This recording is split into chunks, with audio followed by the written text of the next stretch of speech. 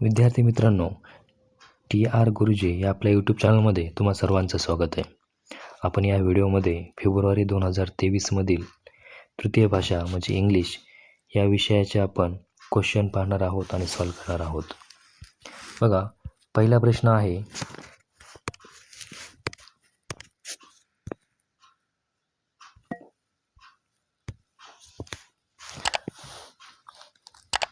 My car is quite slow and I want to get a fast one.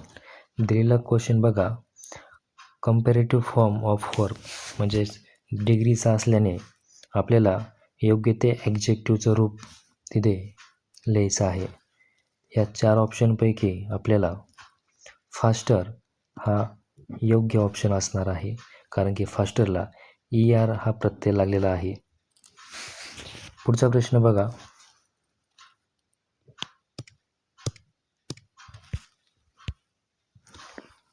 Choose two correct modal auxiliaries showing possibility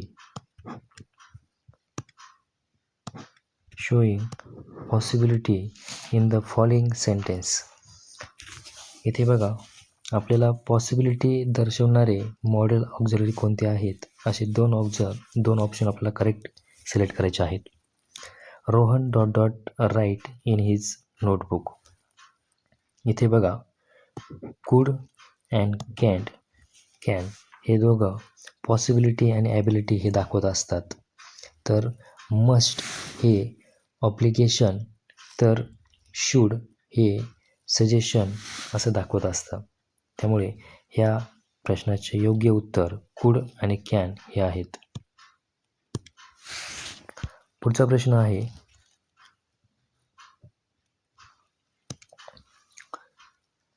Look at the following slogan and choose the correct option for the given questions. Each one teach one. एकमेकास शिकू असे या अर्थाने slogan आहे. तर slogan खाली दिलेल्या 4 ऑप्शनपैकी कोणतं एक ऑप्शन ह्या स्लोगनच्या संबंधित आहे हे आपल्याला ओळखायचं आहे. इथे बघा, ग्रीन रिव्होल्युशन प्रोग्राम हे हरित क्रांती याविषयीचं असतं, त्यामुळे हा सुद्धा असू शकत नाही. ॲडिक्शन अवेअरनेस म्हणजेच आपल्याला व्यसनमुक्ती जनजागृती असं म्हणू शकतो, त्यामुळे हा सुद्धा चुकीचं ठरतो आहे. तर तिसरा, हेल्थ अवेअरनेस प्रोग्राम म्हणजेच आरोग्य जनजागृती प्रोग्राम. आणि शेवटला लिटरसी अवेअरनेस प्रोग्राम म्हणजेच आपण त्याला म्हणू शकतो साक्षरता जनजागृती प्रोग्राम. त्यामुळे योग्य आन्सर हे असणार आहे.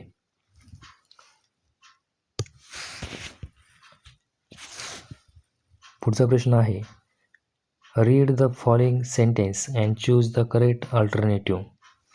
दिलेलं वाक्य हे आपल्याला चेंज द व्हायचं वाक्य आहे आणि the doer ... by the teacher हे पॅसिव्ह व्हायचं वाक्य आपल्याला दिलेलं आहे. त्यामुळं करेक्ट ऑप्शन आपल्याला ऑप्शन क्रमांक 4 इज बिंग शट असं असणार आहे. कारण पुढचा प्रश्न आहे, complete the web of adjective for the word given, choose any one correct option. इथे बघा, वेबमध्ये सन दिलेला आहे. सनच्या संबंधित ॲडजेक्टिव्ह आपल्याला खाली दिलेल्या 4 ऑप्शनपैकी ओळखायचे आहेत.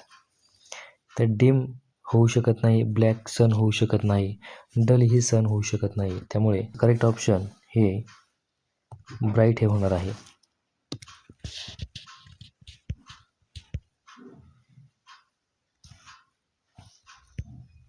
पुढे बघा, तुम्हाला एक छोटासा पॅरेग्राफ दिलेला आहे, तो स्क्रीनशॉट काढून ठेवा आणि व्यवस्थितपणे वाचून खालील प्रश्नाचे उत्तरे तुम्हाला द्यायचे आहेत.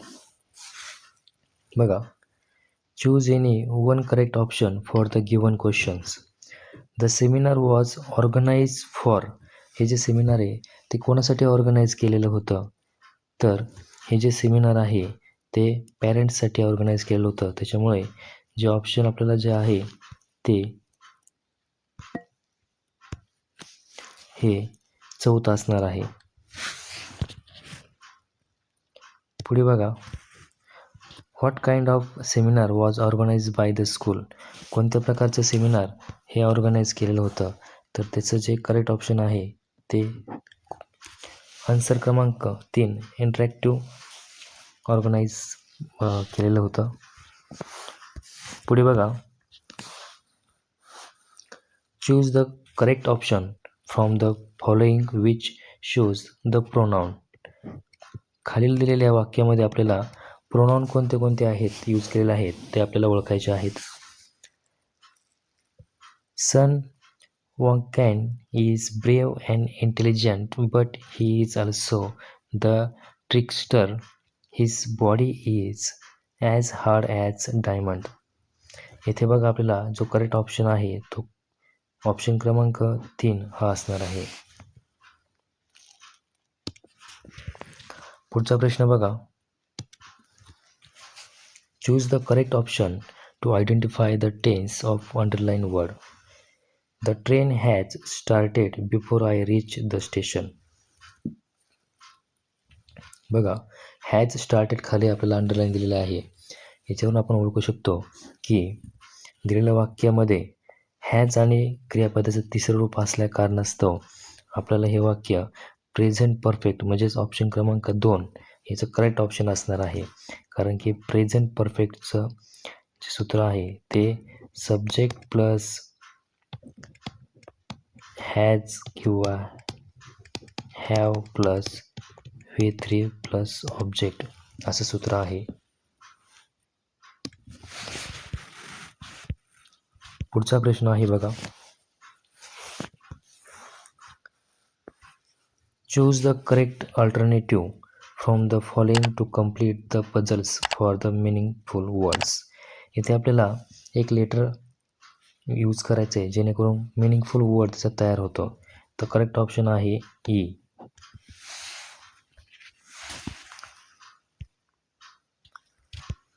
पुन्हा एकदा एक छोटासा पॅसेज तुम्हाला येथे दिलेला आहे. स्क्रीनशॉट काढून ठेवा किंवा व्हिडिओ पॉज करा आणि तो व्यवस्थितपणे वाचून खालील प्रश्नाची उत्तरे देण्याचा प्रयत्न करा.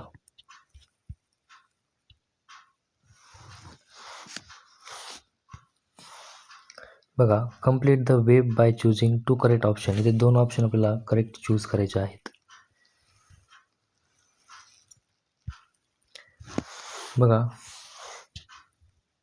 केक एग्स याला जो करेक्ट ऑप्शन आहे तो 2 ऑप्शन आपल्याला करेक्ट असणार आहे. पहिला आहे ब्रेड अँड बटर आणि दुसरा आहे बार ऑफ चॉकलेट.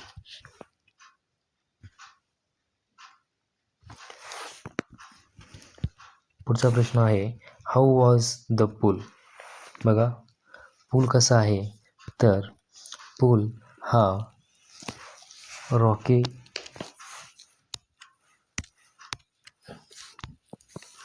पद्धतीचा आहे.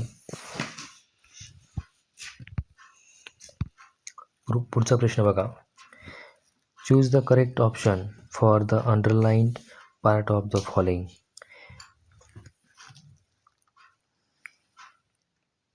चरुता wants to decorate her bungalow.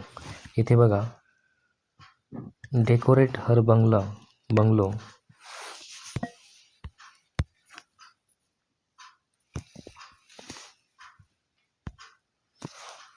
आपल्याला तिचा बंगला हा डेकोरेट करायचा आहे. For the purpose she visited a person who is the master in beautifies the inside the house. इथे बघा, ऑप्शन क्रमांक 4 हा योग्य असणार आहे. पुढचा प्रश्न,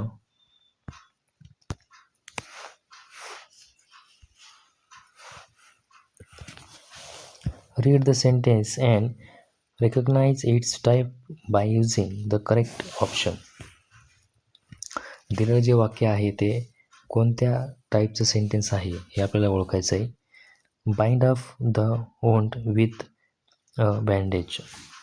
बघा, सुरुवातीला हे आपल्याला एक्सक्लेमेटरी सेंटेन्स तर असू शकत नाही, कोणताही चिन्ह नाही एक्सक्लेमेटरीचं, इंट्रोगेटिव्ह नाही कारण शेवटला क्वेश्चन मार्क नाही आहे, आणि ॲसर्टिव्ह पण होऊ शकत नाही. त्यामुळे करेक्ट ऑप्शन आहे तो इम्परेटिव्ह, कारण सुरुवातीला आपल्याला व्हर्बचं यूज केलेला आपल्याला दिसतोय.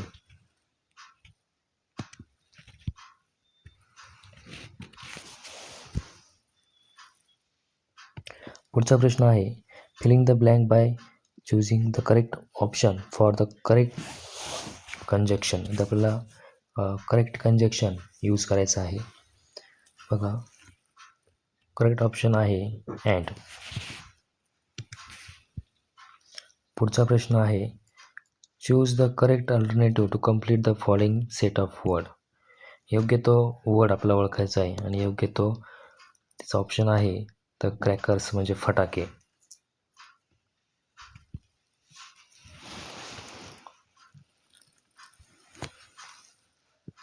Select one correct option for the underlined word to make it positive of it.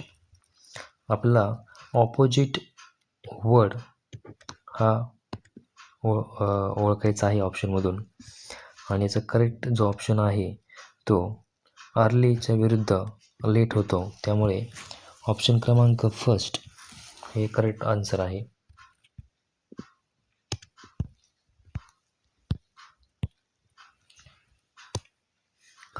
Choose the correct alternative that shows the correct meaning of the underlined word.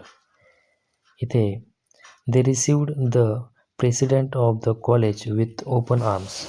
Open आर्मचं जे मिनिंग आहे ते विथ वॉर्म वेलकम असा option क्रमांक 4 होतो. पुन्हा एकदा छोटासा पॅसेज दिलेला आहे. हा पॅसेज व्हिडिओ पॉज करून किंवा स्क्रीनशॉट काढून तो व्यवस्थित वाचून खाली दिलेल्या प्रश्नांची उत्तरं सोडवण्याचा प्रयत्न करा. What did the Rip Van Winkle teach to the children. बघा, त्याचं करेक्ट ऑप्शन आहे ऑप्शन क्रमांक 2 आणि ऑप्शन क्रमांक 4. पुढचा प्रश्न हू वॉज द वोल्फ. बघा, वोल्फ कोण होता, तर ऑप्शन क्रमांक 3 हा डॉग होता.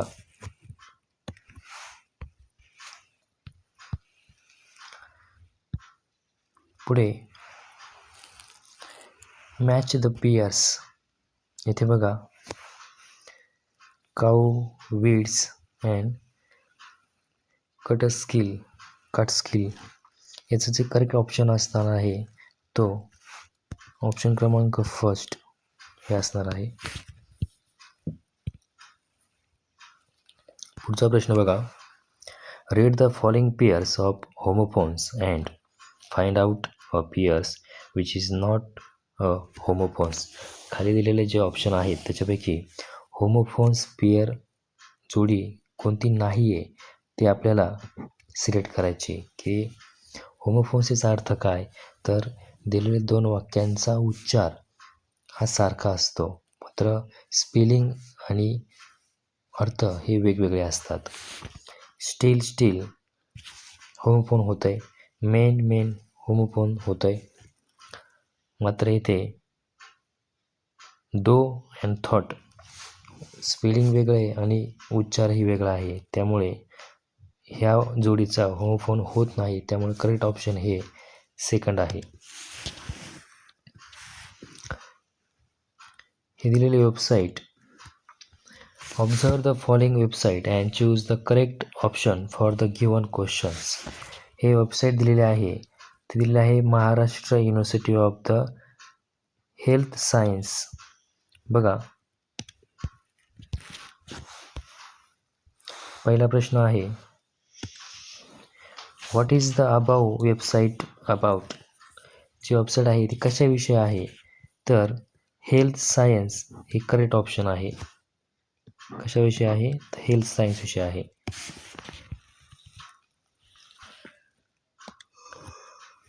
बघा, second last question, choose the correct option for the indirect speech. The mouse shouted let me go. त्याचं करेक्ट ऑप्शन आहे ऑप्शन क्रमांक सेकंड.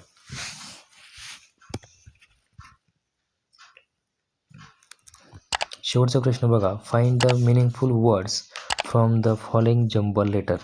जंबल लेटर दिलं आहे, त्याचं योग्य ते आपल्याला शब्द तयार करून त्याचा करेक्ट ऑप्शन ओळखायचा आहे. ऑप्शन क्रमांक 4 थिएटर हे त्याचं करेक्ट ऑप्शन असणार आहे. मित्रांनो, अशाच आपण झालेल्या क्वेश्चन पेपर आपल्या या यूट्यूब चॅनलवरती घेऊन येणार आहोत. व्हिडिओ जर आवडला असेल तर नक्की लाईक करा आणि TR गुरुजीला सबस्क्राईब करायला विसरू नका. धन्यवाद.